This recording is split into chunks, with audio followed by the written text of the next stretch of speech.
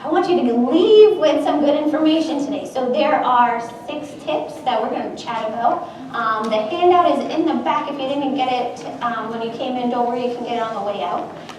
Also, if you want to set up any time to talk to me, there is some fill-out cards. You can put your name and email on there and put it in the drawing, and just let me know, and I'll be more than happy to send you this slideshow, or contact me for any other information that you guys have or at all. So, 6 tips.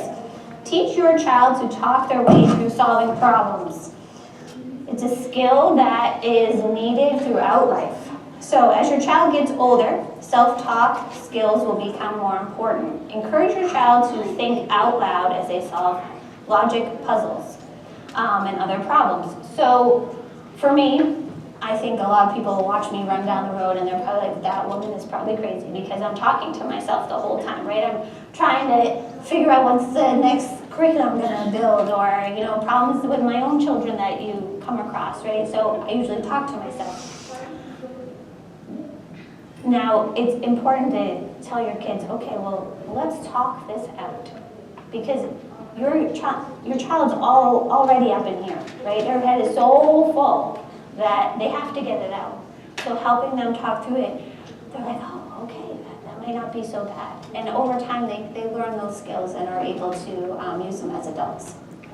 I have a question on that one. Yeah.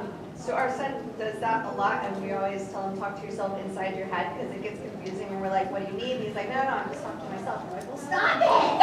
This is nuts! Yes. So how do we structure it where he can talk out loud and process things, but where we're not inundated and totally sidetracked by his constant blah, blah, blah? That's a good... Because it's also a huge trigger. My husband has tinnitus, and like outward noises is a massive trigger for him. So having this constant is like just mad. So, one word. Come up with one word. When it's too much, like my word in the house is excessive. Excessive. And my kids know, okay, that we're tone it down. Like, I can't process, Mom can't process this right now, it's just excessive. Also, having him cue into you, this is important. I'm having this issue and I need to solve it. It's different than I'm processing the game that I just did or what have you, right? These are those like life skill problems, like I don't know how to work through this math problem, or I don't know how to integrate myself into this environment with these other kids. Can I talk to you about that? That's different than what you're talking about, and I sympathize with you. I have that in my house. Got it. Thank you. You're welcome. Help your child prioritize. This is that I always, is it a need or a want? And so sometimes that's hard. Do I really need to go to the store right now, or do I just want to go, right? Prioritize what needs to get done. Like, you need to try to get through these 2 assignments before you go to the movies with your friends, or, right? Help them prioritize what needs to get done so you can have your alone time, right? We have to do that as adults. Oh man, I gotta go to work today. I gotta do this before I can go and have dinner with my partner or what have you, right? Break down steps. They can concentrate on one direction at a time. When you say, go brush your teeth, make your bed, and bring me down your dirty laundry, you know that they've already lost that. So instead of becoming frustrated, say, go brush your teeth. And then when they come back down, go make your bed. They come back down. Okay, now I want your dirty laundry. They can remember that one thing. Okay, same thing goes in when you're doing lessons with your kids. Break it down. I want you to read pages 12 to 13, right? Then give them the next step. Because if you lay all their schoolwork out in front of them, they won't know what to do. Or they'll start something and then start another thing and then another thing, and then nothing gets completed. With my kiddos that I homeschool, they have a checklist. You do 1, 2, 3, 4, and you can't move on to the next one until you've done the first thing. And we still have to break it down even smaller for some of those kids. Yeah. So is there hope that we can move beyond that? Because Oh, in yes. the employment world, that doesn't happen. Yes, there is hope. With executive functioning support, like they have to have treatment and support in order to have that. But yes, there's total hope. But it is a lot of rewiring the brain in order for that to happen naturally. Because you like to think that as they get older that they grow out of some of those things. But without support and early awareness, those are lifelong learned behaviors. And it's very hard for them to change once they get into an adult world. And to go on to that, it also gives them a lot of feeling of failure when they can't hold a job. And what's wrong with me? How come I can't do this? Right? And so there's a whole other piece to that. And so, yes, there is hope. You just have to give them the skills now so they can do that. Okay. Step 4, let them have a break, snack or nap if necessary.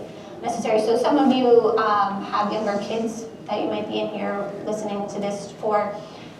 I encourage after a certain set of time for them to get up and have some type of break, snack.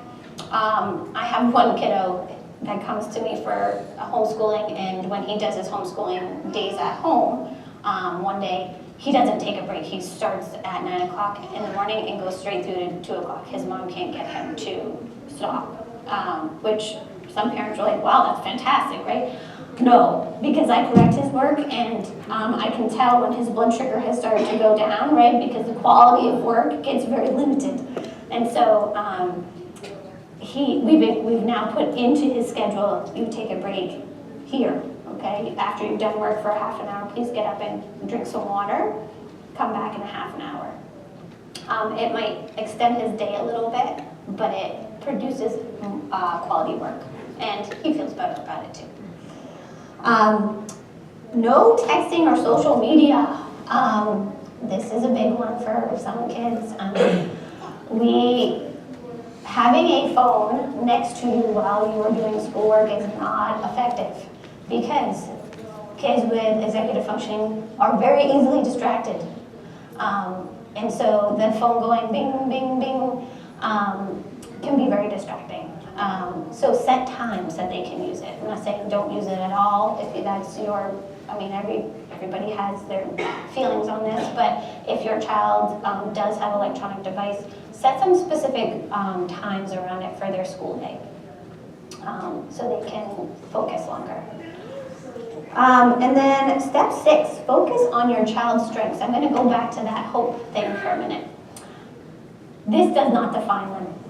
It does not define who they are. It is frustrating as a parent, no joke.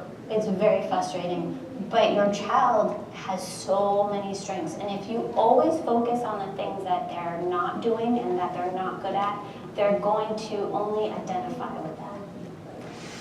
Your child has strengths. Yes, they might have executive functioning challenges, but there's so many more things about them than just this. So if I can't say anything is don't only focus on this. It might be crippling in some areas of their life and in your home, but there is hope and there is something beautiful in every one of us. So find that in your child. Don't focus on just the executive functioning. So yes, there is hope.